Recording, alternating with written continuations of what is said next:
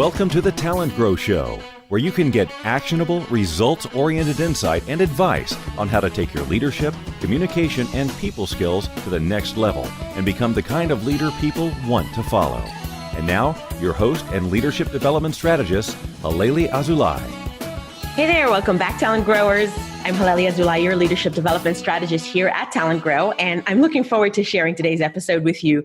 Best-selling author, speaker, consultant, and coach Dorie Clark is here, and I'm so eager because she's been showing people how to become a recognized expert and build their personal brand. It's a crowded, it's a noisy marketplace, and every one of us has to differentiate ourselves from our competition if we want to succeed, whether we are on the inside of an organization or outside in an entrepreneurial hustle.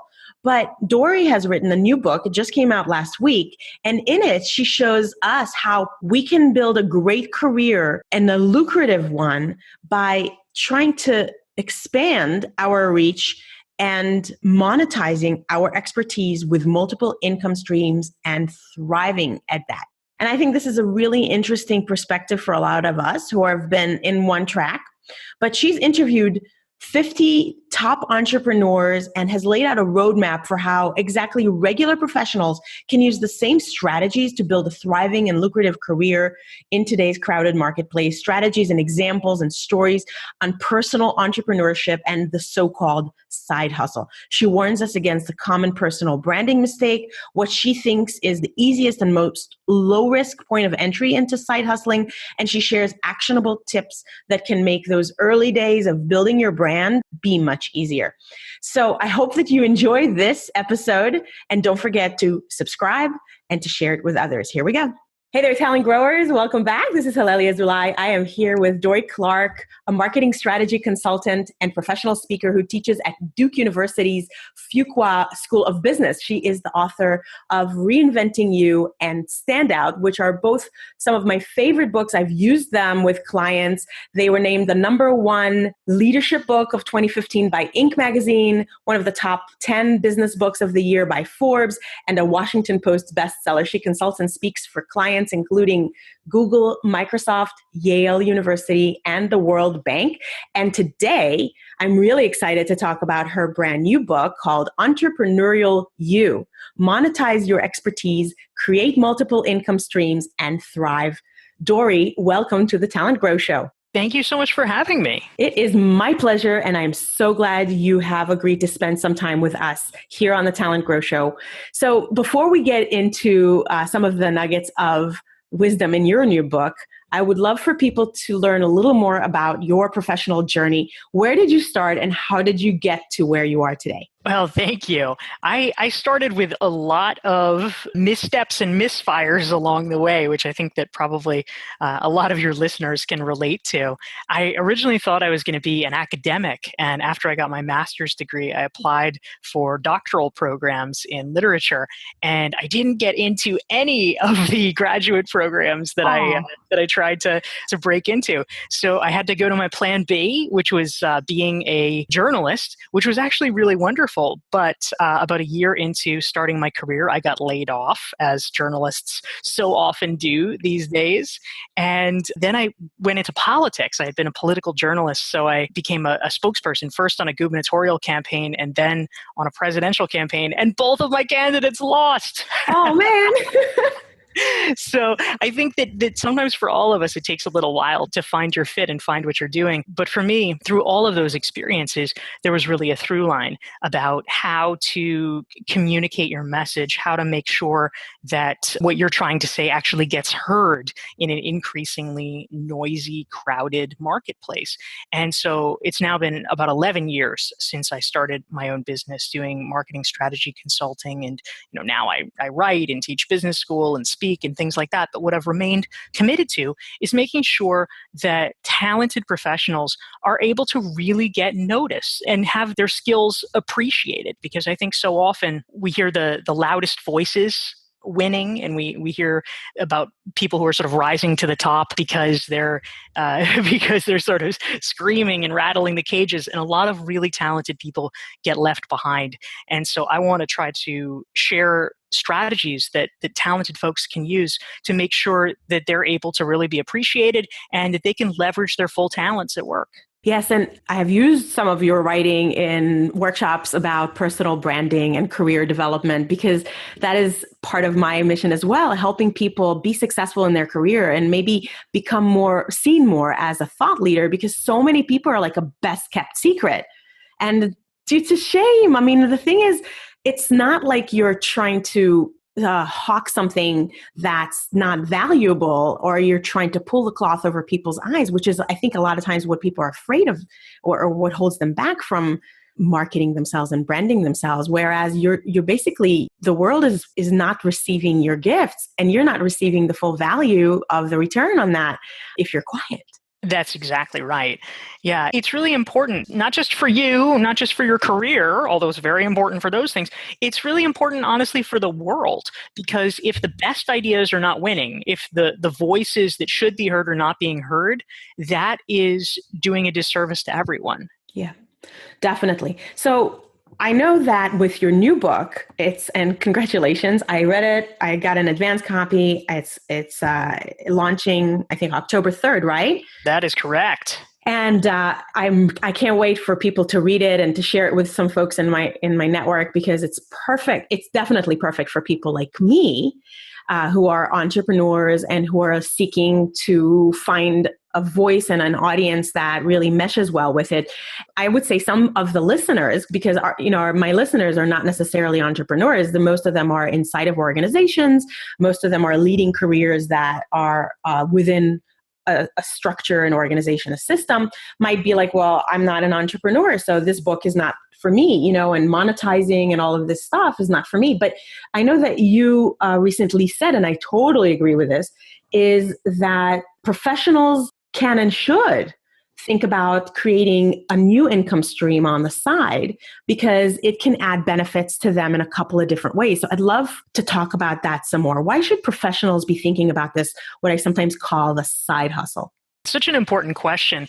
And, just to start with your initial point, I think it's really true. There's kind of an old exercise that Brian Tracy, the business speaker and writer, used to do, where he would speak in front of a group and he'd say, okay, so raise your hand if you're in sales. And, a group of people, maybe however many, 10% would raise their hand. They were, the VP of sales in their organization, something like that. And he would pause a minute and they'd say, wrong, you're all in sales. and of course, it's true that we have to appreciate that whatever we do, whatever our title is, you need to be good at persuasion. You need to be good at selling your ideas and convincing people, hey, I'm the one you should promote, or hey, this idea has real merit, we should be exploring it. And I think similarly, many people might say to themselves, well, I'm not an entrepreneur, I don't have a startup, I don't have a business of my own, so, no, I'm not an entrepreneur. But the case that I would like to make is that no, actually, even if you are not technically an entrepreneur, we all need to be entrepreneurial in our thinking, that is the recipe for real success, whether it's inside or outside of an established organization. There are things that can really be learned from the world of entrepreneurship. And I think, if we're just thinking specifically about your own career security, one of the things that I think really is essential is the idea of creating multiple income streams. I mean, I came by this personally. I mentioned at the beginning of the episode that one of the things that was really an impactful experience for me, I was 22 years old. It was my first job out of graduate school as a newspaper reporter, and I was laid off after a year on the job, totally unexpectedly. They called me into the office on a Monday afternoon, and I had to go immediately and pack up and get all my things. Yeah. And they gave me a week's severance pay, a week, and I already worked Monday, so technically it was 4 days of severance pay. And it's like, okay, kid, go figure something else out. Yeah. And it was incredibly traumatizing. And I think, for all of us, it really drove home for me that sometimes the quote unquote safe option isn't so safe. We all know that it's a bad idea to take the money we've earned, and if we invested it, to only invest it in one stock. Everybody would say, oh, of course, that's ridiculous. You need to diversify. You need an index fund or a mutual fund or something like that. But with our careers, we oftentimes are not diversified.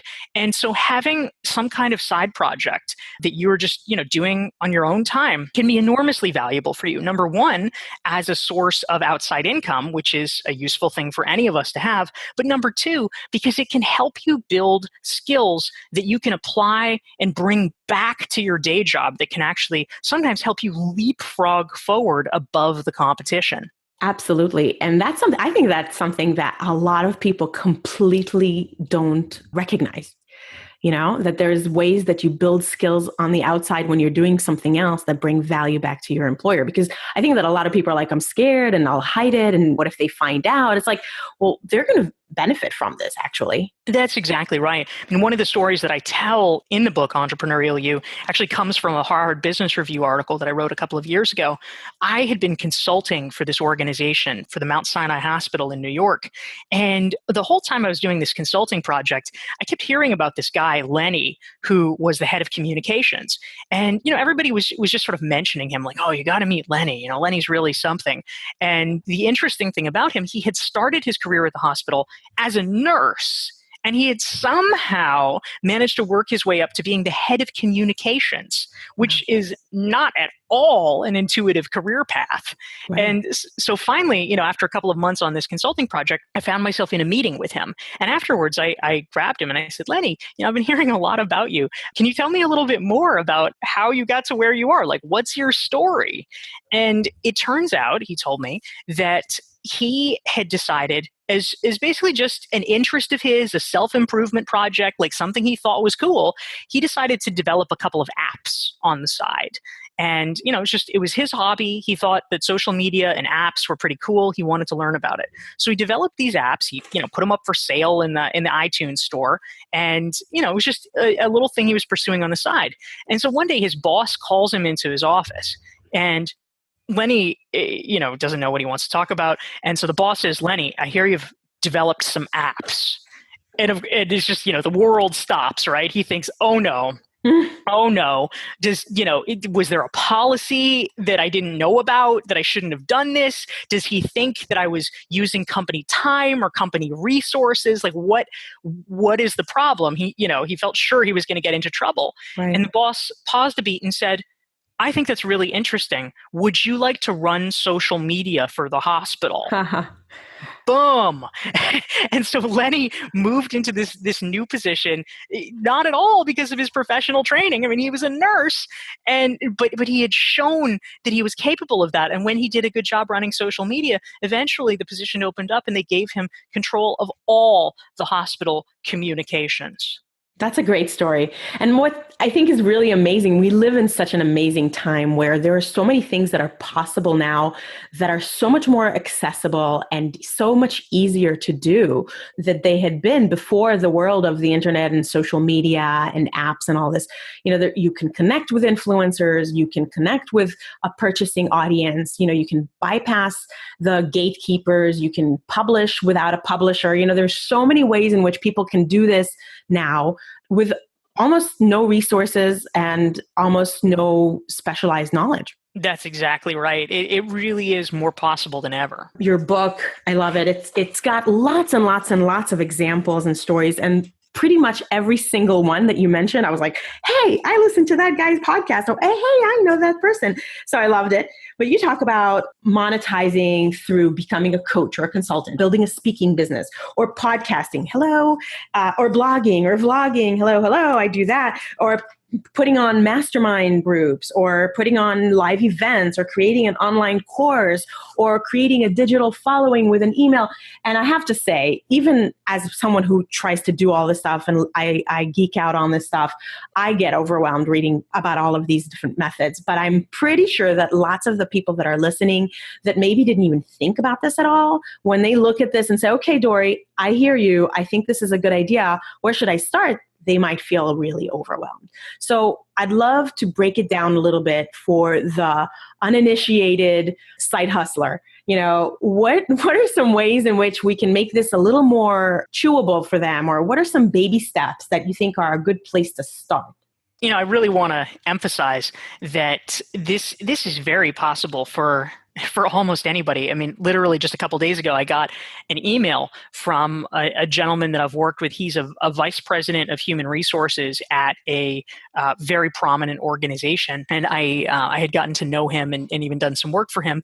And he sent me a note and he said, by the way, on my own time, this is, sort of my side hustle. He said, I'm pursuing coaching certification. Mm-hmm. And he had been, taking classes and studying and practicing. And he was just about getting ready to complete it. And he just wanted to make me aware that he was launching his business. And, he told me a little bit about the kinds of clients he was specializing in case I knew of anyone that would be a likely prospect.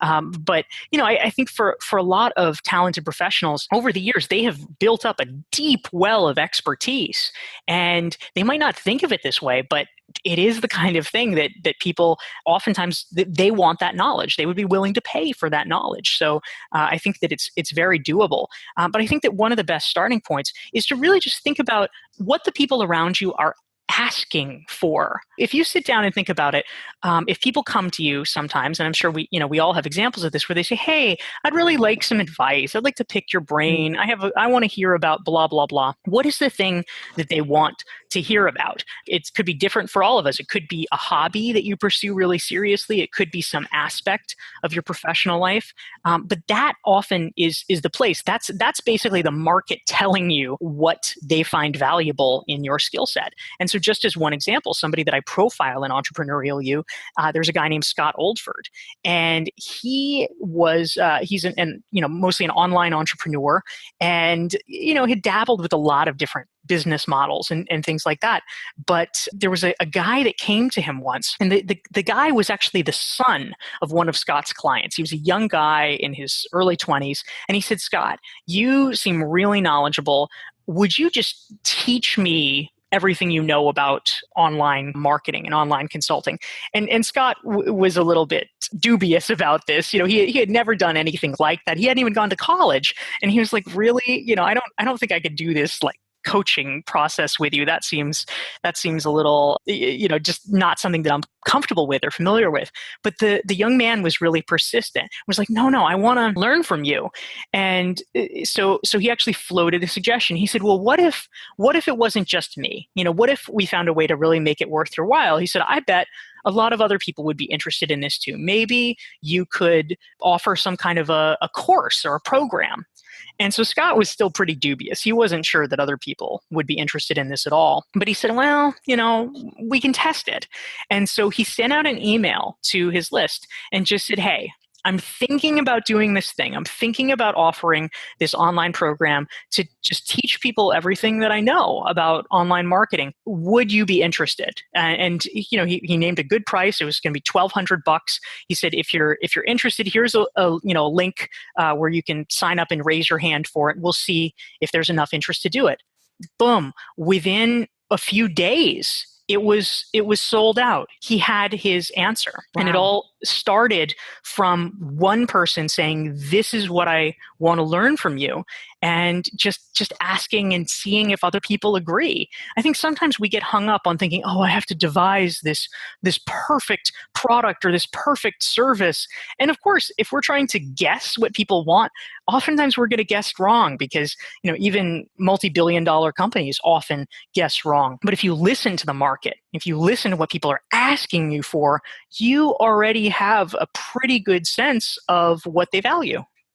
And what's really cool about this is if you're doing this on the side and you have a paying job, you actually have a lot more flexibility to make those mistakes or to try something that then proves to not work well, because you're in a place where you're not reliant on it for feeding your family or something. So you have, I think, more freedom to try different things out and see what works. And I loved your story also in the book about this guy, Bozy Dar, who, like, a successful leader in his company, but also built this really successful side business. And by the way, listeners to the show, we have several episodes where I featured people who had a at least at one point, had a side hustle. Like most recently, episode 54 with Eric Barker, episode 53 with Jessica Kriegel, episode 49 with Dan Pontefract, episode 42 with Alexandra Levitt, who actually has multiple streams of income and is one of the featured stories in your book, Dorie. And even episode 4, Larry Joya, who's a director with PricewaterhouseCoopers, but on the side built this business of teaching people leadership through kayaking and teaching kayaking to people with physical disabilities. I mean, he has all these side hustles. And then episode 29, who is Hassan Osman, who wrote a book on Amazon and then wrote a book about how to write a book on Amazon. He's doing this thing on the side too. So there's so many examples that we can learn from. That's wonderful. What a great resource for people who might be interested in beginning to explore this. Okay, so the suggestion you had was listen to the market and what are people asking you a lot about? And you were saying that maybe you can create some kind of a course. So that would be, I guess, one option. Any other things that you think are kind of really low risk points of entry into this world? Yeah, absolutely. Of course, coaching and consulting on the side is the easiest because there's no startup cost whatsoever. If someone's interested, great. You meet with them once a week over coffee, or you do a Skype session with them. So I'm a big fan of going as lean as possible. I think that sometimes when people are beginning some kind of entrepreneurial side venture, there's a tendency to want to look bigger than you are because, maybe you're nervous, like, oh gosh, well, it's just me. And I don't know if people will take me seriously. I mean, I know I felt that when I first started my business. And so people they get so hung up on things like, oh, well, I have to have the perfect business cards. And that means I have to have the perfect logo. And no, you don't. That's not necessary. What you need is a client. You need a human being that's willing to, to pay you a little bit of money for something. And it doesn't have to be a big deal. I mean, for instance, one of the people that I interviewed in Entrepreneurial You is someone, Halelly, that I know that you know, Michael Bungay-Stanier. Yes. And Michael was talking about how he evolved his business over time. Now his business is actually, it focuses on training leaders within companies how to be better coaches to their employees, which is kind of an interesting concept. But the original place that he started was coaching people directly himself. And so as he was exploring this and building up his business, he was doing just about anything he could to sort of scrap by. He said that his first few months in business, he was doing coaching for about $200 a month, and that he would do weekly phone calls. So like, $50 an hour, basically. And it was just to get practice. It was just to get some money coming in. And I think that, that's something that is really crucial too, because of course, if it's your only source of income, having a client at $200 a month is not going to go too far. But if you have a day job that you're happy with and comfortable with, that gives you this amazing runway, because your earliest clients that you're working with, you may decide that you just want to have a little side income stream. And honestly, sometimes it's about having a little extra money, but oftentimes it's just about creating a new experience for yourself, something that's fun, that's interesting, that's meaningful, that you can learn from. And so who cares if they're paying you $50 a session? That's fine in the beginning, because you're doing it to get experience, you're doing it to get testimonials, you're doing it to become better and learn. Sometimes it can honestly be a passion project. I have a good friend who was, until very recently, she had a full-time day job doing marketing for a natural foods company. And that was great. That was her day job. But she had a passion project based on her own personal experience, where she was coaching women who were emerging from fundamentalist religions. And, that's something that, may not ever necessarily be a mass market and may not ever be incredibly lucrative, but it was work that was very personally meaningful for her. And she did that, and it really enriched her life dramatically. We could get into this. We don't have time, but this is a perfect example of what's possible nowadays with the long tail. If you've ever read about, who was it that initially came up with this? I can't remember who came up with this concept of the long tail, but Chris Sanderson. Yes, from Wired, right? So Yep. you can just reach an infinitely narrower and narrower niche because of the internet. So the fact that she's reaching such a specialized group of people makes her perfect, because there's probably very few people that are doing that, and she can find them. And by the way, folks, Michael Bunkeye-Stanier's episode is episode 31, if you're curious to hear more about what he does, because he's a great guy. So this is such good, very valuable insight and advice. What do you think is a common mistake that a lot of professionals make when it comes to personal branding, and certainly being seen as a thought leader, and then now venturing into this idea of monetizing your thought leadership? Yeah, this is a topic that I've certainly thought about a lot, because the books that I've written over the years, in many ways, I view them as a trilogy for professionals. My first book, Reinventing You, was really about taking control of your personal brand and reinventing yourself into the job or the career that you most want to be in. My most recent book, Stand Out, was about how once you're in a job or a company that you care about, how do you then become viewed as being one of the best at your company, or one of the best in your field? How do you really achieve that level of recognition for your skills? And then finally, Entrepreneurial You is about how to make that sustainable financially over the long term and build the kind of life and career that you want.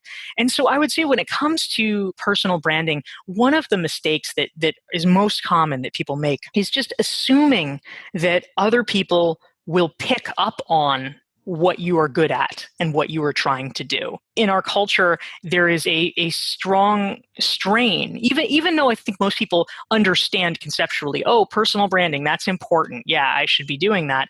I think that there also simultaneously is a very strong strain of, well, I don't want to brag about myself. Yeah. And really, if I just work hard, people will pick up on that. Mm-hmm. And that's great. And, I think that certainly if we were going back maybe 20 years ago, that would not be bad advice. People's tenures at companies were longer. You were working with smaller groups of people. And you're right, over time, given enough time, people will notice. But the problem is that these days people are changing jobs more frequently, and we're working with wider and wider groups of people. I'm willing to bet that almost all of your listeners have either some clients or even some colleagues and team members that are in different cities or even in different countries that they deal with on a regular basis. And that's very different in terms of people having the level of exposure to you such that they actually know really who you are and what you're capable of and what you're good at. So we have to understand that for a lot of folks, their understanding of us is very cursory. They are not spending a lot of time really thinking, oh, what would be the next leadership position that would be right for her? That's the last thing they're thinking about. And so what we need to do, we can't just leave it to chance and whatever they think is whatever they think. We need to find a way to guide that far more strategically. And that doesn't mean bragging about ourselves or saying, oh, let me tell you about, how great I am, because that doesn't work. That's a stereotype of what people should be doing. It's not effective at all. What we do need to do, however, is be strategic and understand that with every action we take, we are sending a message to people, and really ask, are we sending the right message? Are we getting across what we want? And so that means doing what I call living your brand, understanding that personal branding, it's not a one-time thing. It's not like, oh, well, I did that in 2015, so thank God I don't need to do that again. Every minute you're sending a message. And so really thinking through, okay, what leadership activities am I involved in? What do people find about me when they search for me on Google? What projects have I really taken a lead on? Who do I hang out with? What kinds of things do I talk to people about? All of those things contribute to your personal brand, your professional reputation. And it's worth really being conscious on an ongoing basis of how you are living out your brand. Great advice. Love it. Well, we're going to leave everybody with one really specific action that they can take today to ratchet up their own effectiveness in this realm. But before that, what's new and exciting for you? I mean, I know you're in book launch mode, but is there anything else that is really holding your attention these days on your horizon? Well, on the professional front, certainly the launch of Entrepreneurial You is a big deal and something that I'm focused on. On the personal front, something that I will mention, and as probably by the time this episode airs, we will know the answer. Although, as I am stating it, I do not know the answer. So we'll just have to see. I'll wait with bated breath. But one of the things that I really try to do is to focus on cultivating interesting outside hobbies, just things that are fun, that I feel like I can learn and grow from. And so for me, something that I've been emphasizing this past year is actually, of all things, musical theater. I live in New York, and there's a ton of resources here for that. Obviously it's kind of the musical theater capital. And so there is a program that you can apply to that is, it's a fellowship program that actually trains people to be musical theater writers. And I thought that would be a really cool thing to do. So I have applied to it. This is actually my second year applying. You got to be persistent. I didn't get it the first time, but I have applied again. And so I'm hoping, fingers crossed, that I will get accepted or at least get an audition, and we'll see how that goes. Oh, wow. Well, I think that we'll definitely have to have you get back to me and let me know what you find out so we can share it at least on the show notes page if it's after the episode already drops. But that's cool. I love it. Thank you. And will you do this let's say if you get accepted, do you think this is something that you would then just do on the side, or is that something that you're thinking about maybe as the next step in your career? I much as I encourage all professionals, even those working inside companies, to develop entrepreneurial side streams for themselves, I would consider this to be my version of that. I really love the work that I do, the speaking and coaching and consulting, but I think that it is useful for all of us to have kind of little side bets that we work on and nurture, and we'll see where they go. If I end up writing the next Hamilton, then maybe I'll make that a more full-time enterprise. But certainly it is something that cultivating on the side, I think, is eminently doable. Very cool. I recently came to know Elliot Macy. I don't know if you've heard of him. He's like one of the gurus in the e-learning world. I mean, he's the grandfather of e-learning. I don't know. He probably wouldn't like that name. I just made up for him. But he also produces Broadway shows and musicals. Yeah. So like he produced Anastasia, and he produced, I think, what's the one with Boots something? Kinky Boots? Kinky Boots. I think that he produced that. Like he's, whoa. Yeah. And then on the side, he has a racehorse.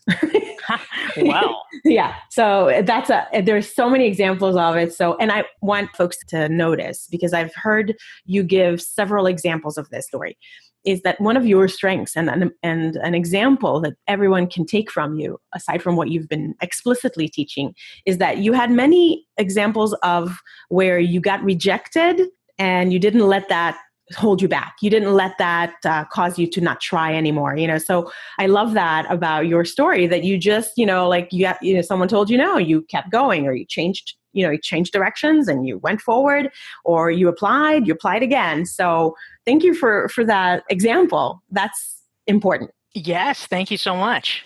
Well, so, okay, before we wrap up, what's one specific action that listeners can take today, this week, that can help them ratchet up their own better use of the tools that you've been teaching, or their own ability to diversify how they come at their skills and their gifts? Well, one of the lessons that I found most helpful in Entrepreneurial You that I think that your listeners might be able to benefit from actually comes from a woman named Stephanie O'Connell, who I interviewed for the book. And Stephanie is a personal finance expert. And as with all things, in the early days of really trying to establish yourself in your career, whether you're working for yourself or working inside a company, sometimes it's slow going, because you can see the finish line, but it just seems a million miles away. And if all you're focusing on is the distance between where you are now, starting at zero basically, and where you want to be, it's really easy to get discouraged, often for many people to the point where they give up. And of course, that means you will never reach that place. But one of the things that I really learned from Stephanie that I thought was most valuable is that she really consciously cultivated a strategy of celebrating little wins on the path to success. And so, it takes a lot of effort to become a well-known personal finance expert.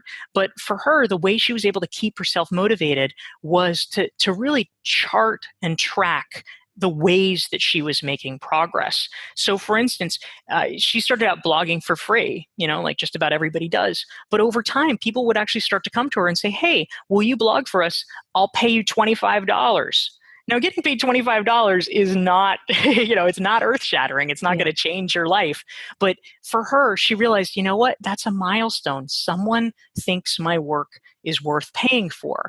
And that kept her motivated and kept her in the game to the next milestone. Maybe it was that a thought leader she respected retweeted her work and was taking notice of what she was doing. Maybe it was getting asked to be on somebody's podcast for the first time, even if it was a tiny little podcast. But I think that's the thing. And it actually ties into research that's been done by a professor at Harvard Business School named Teresa Amabile. Yes. She wrote a book called The Progress Principle. Yes. And it showed that really the most important thing when it comes to people feeling positive about their work, feeling like they are making a difference and getting somewhere, is that every day having a feeling that you are at least moving a little bit closer to the finish line, that you are making progress. And so for all of us, we can and we should do that with our own jobs, really looking at it and saying, well, what is the small win here? And how can I make sure to celebrate that? Because that gives you the energy and the momentum to keep going toward the ultimate goal. Beautiful. And as leaders,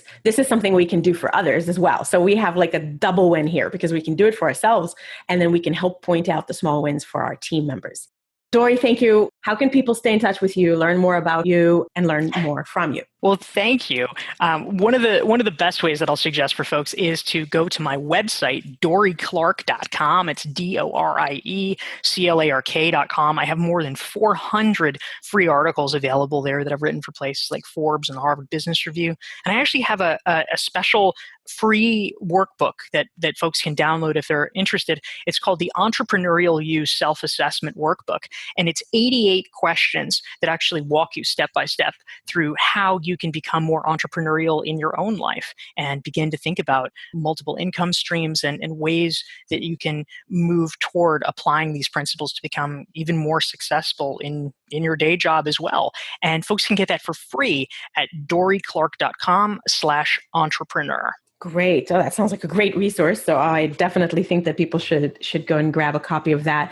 It's been a pleasure speaking with you and learning from you. And thank you for all the work that you do and for sharing it with us with Talent Growers community, Dorie. I appreciate you. Thanks so much.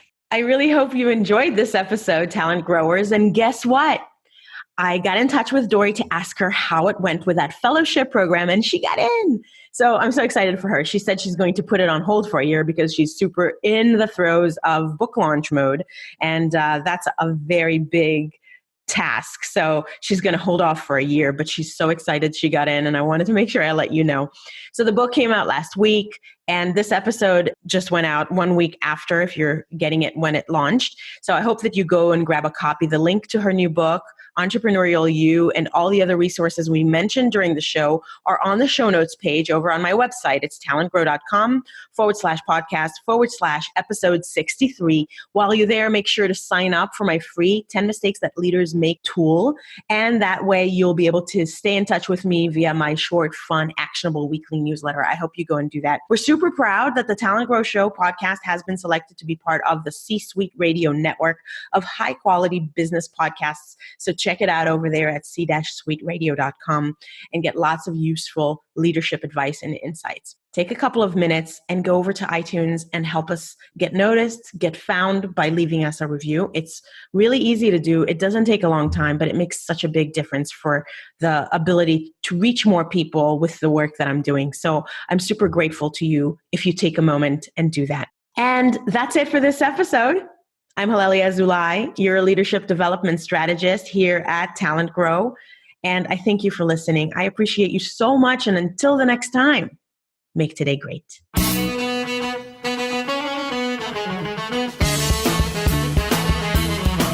Thanks for listening to the Talent Grow Show, where we help you develop your talent to become the kind of leader that people want to follow.